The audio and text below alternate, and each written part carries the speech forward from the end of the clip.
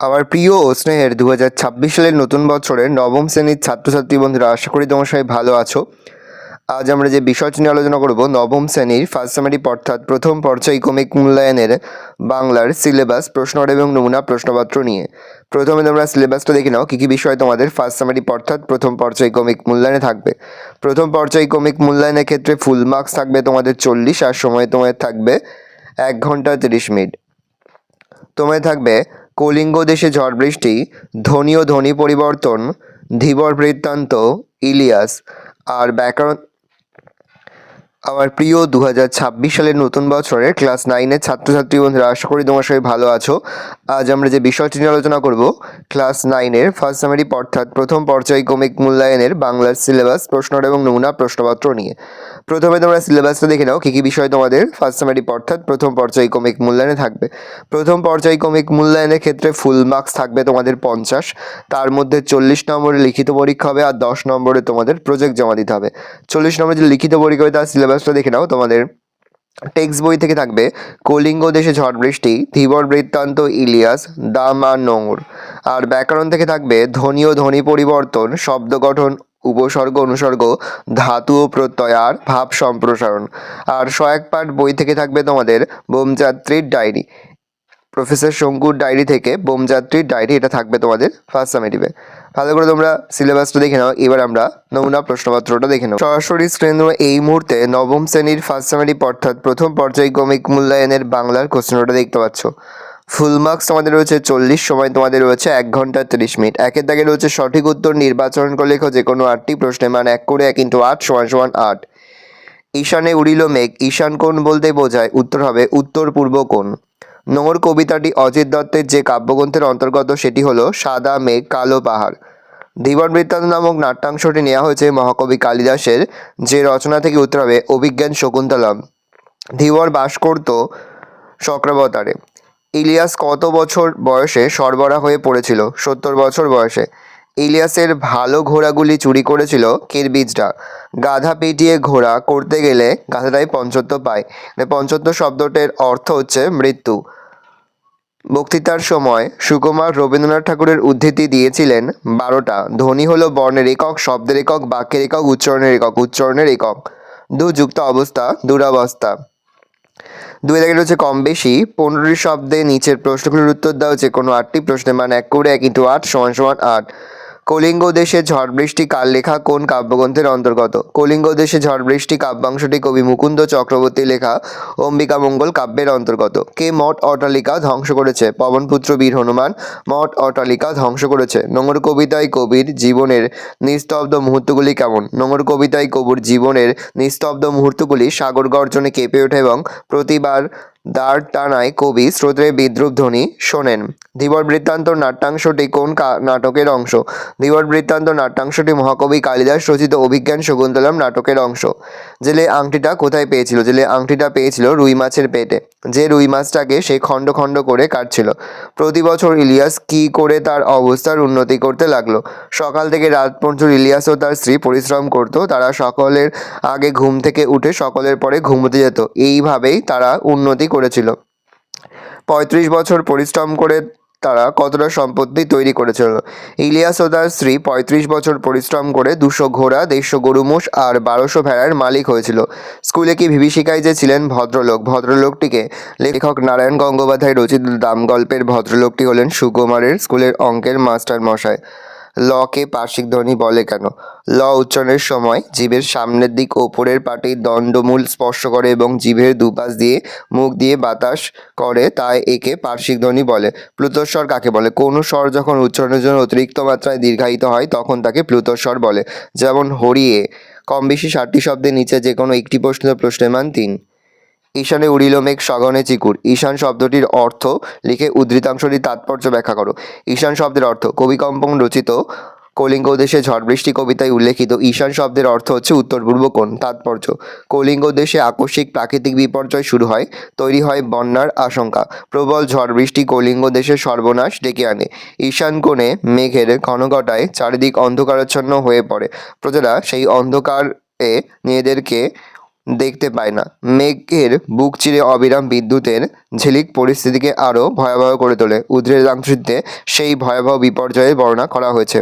তারপর ভাটা শোষণ, স্রোতের প্রবল প্রাণ করে আহরণ অংশটির অন্তর্নিহিত তাৎপর্য আলোচনা করো। কবি, জোয়ারের ফলে নদীর জল ফুলে ওঠে আর ভাটা এলে সেই জল নেমে যায়। জোয়ারের স্রোতের প্রবল শক্তিকে দুর্বল করে ভাটার টান কবির জীবনতরী বাঁধা সংসারের ঘাটে। তার আকুল হৃদয় চায় সাত সাগরে পাড়ি দিতে। কবির বুকে এক বাঁধাহারা উদ্দাম জীবনে প্রয়াসা জাগায়। সে আশা জোয়ারের ঢেউয়ের মতো ফুলে ফুলে ওঠে, কিন্তু পরক্ষণেই বাস্তবের ধাক্কায় কবির আশা উৎসাহ ভাটা শোষণের মতো স্তিমিত হয়ে যায়। চারিদিকে রয়েছে কম বেশি 60টি শব্দের নিচে যে কোনো একটি প্রশ্নের মান দিন। আশেপাশে সকলেই তাকে ঈর্ষা করে। তাকে বলতে কার কথা বলা হয়েছে, সেই ব্যক্তিকে ঈর্ষার কারণ কি? লিও টলস্টয় রচিত ইলিয়াস গল্প থেকে উদ্ধৃতাংশে তাকে বলতে কাহিনীর প্রধান চরিত্র বাস্কির জনগোষ্ঠীভুক্ত ইলিয়াসকে বোঝানো হয়েছে।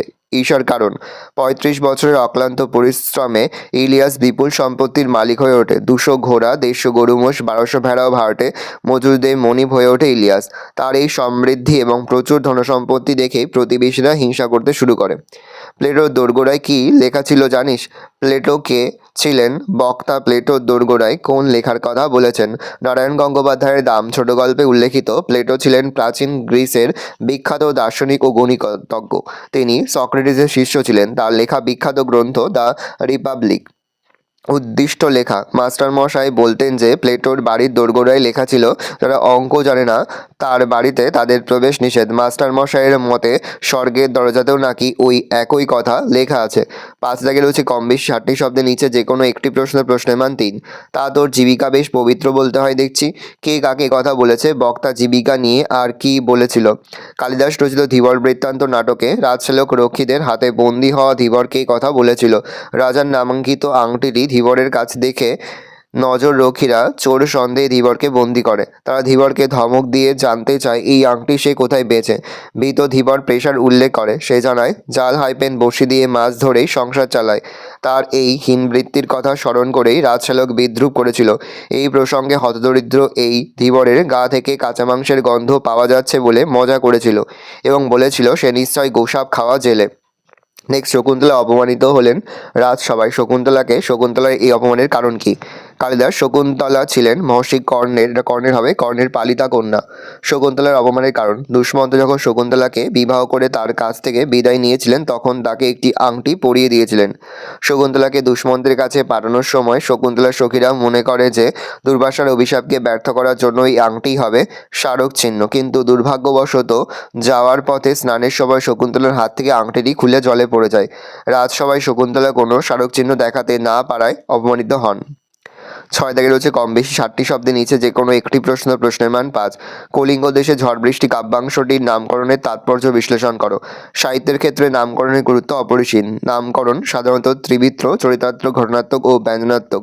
কবিকঙ্কন মুকুন্দ চক্রবর্তী রচিত অম্বিকামঙ্গল কাব্যের আখেটিক খণ্ডের অন্তর্গত কাব্যাংশটির নাম। কলিঙ্গ দেশে ঝড় বৃষ্টি আরম্ভ হলেও পাঠ্যে নামটির আংশিক পরিবর্তন করে কলিঙ্গ দেশে ঝড় বৃষ্টি করা হয়েছে। কলিঙ্গ দেশে হঠাৎ ঈশান্য কোণে জমা মেঘ সারা আকাশকে ছেয়ে ফেলে পরিবেশকে অন্ধকারাচ্ছন্ন করে তোলে। আকাশকে ছেয়ে ফেলে পরিবেশকে অন্ধকারাচ্ছন্ন করে তোলে। ঘন ঘন বিদ্যুতের চরম ও বজ্রপাতের ভয়ঙ্কর শব্দে কলিঙ্গবাসী দিশেহারা হয়ে পড়ে। সবুজ প্রাকৃতিক ধূসরিত হয়ে যায়। 7 দিন ধরে অবিশ্রাম বর্ষণ, ঝড় ও বজ্রপাত মানুষের মনে ভয়ের উদ্রেক ঘটায়। কলিঙ্গের প্রজারা ঘরবাড়ি ছেড়ে নিরাপদ আশ্রয়ের সন্ধানে বেরিয়ে পড়লেও জল স্থল এক হয়ে যাওয়ায় পথের চিহ্ন দেখতে পায় না। এই বিশেষ পরিস্থিতি থেকে উদ্ধার পাওয়ার আশায় তারা জৈমিনী ঋষির নাম স্মরণ করে। অতিবর্ষণের ফলে ঘরবাড়ি যেমন ক্ষতিগ্রস্ত হয় তেমন ফসলও নষ্ট হয়। সেই সঙ্গে সাপের মতো বিষধর প্রাণীর প্রাদুর্ভাব ঘটে। দেবী চণ্ডীর আদেশে বীর হনুমান থেকে শুরু করে নদ নদী সবই কলিঙ্গ দেশকে ধ্বংস করার খেলায় মেতে ওঠে। নেক্সট প্যারা চেঞ্জ করে লিখবে, কলিঙ্গ দেশে ঝড় বৃষ্টি তাণ্ডবে ধ্বংস করে গুজরাট নগরে বসতি স্থাপনের ইচ্ছা পূরণের জন্য দেবী চণ্ডী এই প্রাকৃতিক বিপর্যয় ঘটান। যেহেতু সমগ্র কাব্যাংশটিতে এই ভয়াবহ প্রাকৃতিক দুর্জয়ের বর্ণনায় মুখ্য হয়ে উঠেছে, তাই বলা যেতেই পারে কাব্যাংশটির নাম কলিঙ্গ দেশে ঝড় বৃষ্টি সার্থক হয়েছে। সেই সঙ্গে প্রাকৃতিক লীলায় যেহেতু বর্ণিত হয়েছে তাই বিষয়াত্মক বা ঘটনাধর্মী নামকরণ হিসাবে কাব্যাংশের নামটি প্রাসঙ্গিক হয়েছে। ভাগ্য যেন চাকার মতো ঘোরে কাকে উদ্দেশ্য করে বলা হয়েছে? বক্তার এমন বক্তব্যের কারণ ব্যাখ্যা করো। লিও তলস্তয়ের ইলিয়াস গল্পে মোহাম্মদ শাহর বাড়িতে আগত জৈনক অতিথি মোহাম্মদ শাহকে মন্তব্যটি করলেও মন্তব্যটির উদ্দেশ্য ছিল ইলিয়াস। এমন বক্তব্যের কারণ ৩৫ বছরের কঠোর পরিশ্রমে ইলিয়াস এবং তার স্ত্রী প্রচুর সম্পত্তির অধিকারী হয়। ২০০ ঘোড়া, ১৫০ গরু মোষ এবং ১২০০ ভেড়ার মালিক হয় ইলিয়াস। চারপাশে তার প্রচুর খ্যাতি ছড়িয়ে পড়ে, প্রতিবেশীরাও তাকে ঈর্ষা করতে শুরু করে। অতিথিরা দূর দূরান্ত থেকে আসতে থাকে এবং ইলিয়াসও উদারভাবে অতিথি সেবা করতে থাকে, কিন্তু নানা কারণে ইলিয়াসের ভাগ্য বিপর্যয় ঘটে। ছেলের সঙ্গে বিবাদে তাকে আলাদা করে দেওয়া, মরক, কিরবিজদের ঘোরাচুরির ঘটনা, দুর্ভিক্ষ ইত্যাদি নানা কারণে তার পালিত পশুর সংখ্যা ক্রমশ কমতে থাকে। সেসব দিন নিচের পশমের কোট, কম্বল ইত্যাদির সঙ্গে অবশিষ্ট গৃহপালিত পশুগুলোকে বিক্রি করে দিয়ে সর্বহারা হয়ে পড়ে। তাদের অন্যের বাড়িতেই কাজ করে দিন কাটাতে হয়। এই অবস্থায় প্রতিবেশী মোহাম্মদ শাহ তাদের প্রতি সহানুভূতিশীল হয়ে নিজের বাড়িতে আশ্রয় নেয়। ইলিয়াসদের করা সাধ্যমতো কাজের বদলে তাদের খাওয়া পড়ার দায়িত্ব নেয় মোহাম্মদ শাহ। অবস্থাপন্ন ইলিয়াসের এই মজুর জীবনের রূপান্তরের পরিপ্রেক্ষিতেই মোহাম্মদ শাহর বাড়িতে আগত অতিথিরা এই মন্তব্যটি করেছেন। সাথে দাগে রয়েছে কম বেশি 60টি শব্দের নিচে যে কোনো একটি প্রশ্নের মান 5। লেখক হবে, লেখক কার কাছ থেকে প্রফেসর শঙ্কুর ডায়েরি পেয়েছিলেন? ডায়েরিটির বিশেষত্ব কী? উত্তর লিখবে। সত্যজিৎ রায় রচিত বোমযাত্রীর ডায়েরি গল্পে প্রফেসর ত্রিলোকেশ্বর শঙ্কু বিচিত্র ডায়েরিটি লেখক পেয়েছিলেন তারকচন্দ্রের কাছ থেকে। ডায়েরিটির বিশেষত্ব: বিজ্ঞানী প্রফেসর শঙ্কু ডায়েরিটা প্রথমবার লেখকের কাছে যখন পৌঁছান তখন তিনি দেখেছিলেন ডায়েরিতে ব্যবহৃত কালি রং ছিল সবুজ, কিন্তু পুজোর পর খাতাটি আলমারি থেকে বের করার পরই লেখকের খটকা লাগে, কারণ তিনি দেখেন কালির রং লাল। মনের ভুল ভেবে খাতাটা পকেটে রাখেন। বাড়ি ফিরে আবার খাতাটা খুলতেই লেখকের বুক ধড়াস করে ওঠে, কারণ কালির রং তখন ছিল নীল। তারপর এক আশ্চর্য অদ্ভুত ব্যাপার ঘটে। লেখকের চোখের সামনেই ডায়েরির কালি নীল থেকে হলুদ বর্ণ ধারণ করে। ডায়েরির কালির রঙের পরিবর্তন এক রহস্য গড়ে তোলে। বিস্ময়কর পৃষ্ঠা। এমনকি ডায়েরিটি লেখকের হাত থেকে পড়ে যাওয়ার পর লেখকের কুকুর ভুলু তাতে দাঁত বসালেও ওই খাতার কাগজ তার কামড়ে কোনোভাবেই ক্ষতিগ্রস্ত হয় না।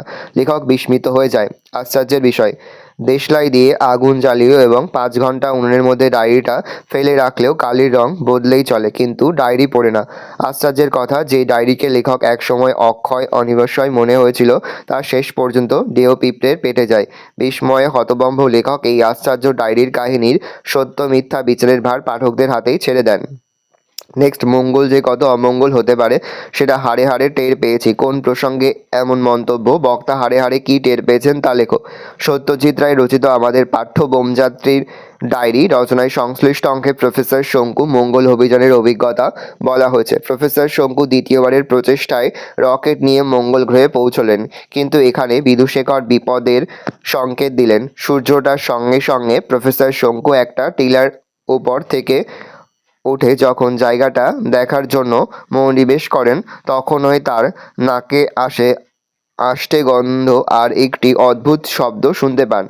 একটা বড়সড় ঝিঝি যেন তিরিন্তি তিরিন্তি বলে ডাকছে। হঠাৎ বিকট চিৎকার শুনে প্রফেসরের রক্ত জল হওয়ার উপক্রম। প্রহ্লাদের চোখ যেন ঠিকরে বেরিয়ে আসছে। সেই ডান হাতের মুঠোয় ধরে নিয়ে ঊর্ধ্বশ্বাসে লম্বা লম্বা পা ফেলে রকেটের দিকে ছুটে চলেছে। তার পিছনে চলছে সেই যে জিনিসটা, সেটা না মানুষ, না জন্তু, না মাছ, বরং বলা যায় এই তিনের কিছু মিল আছে।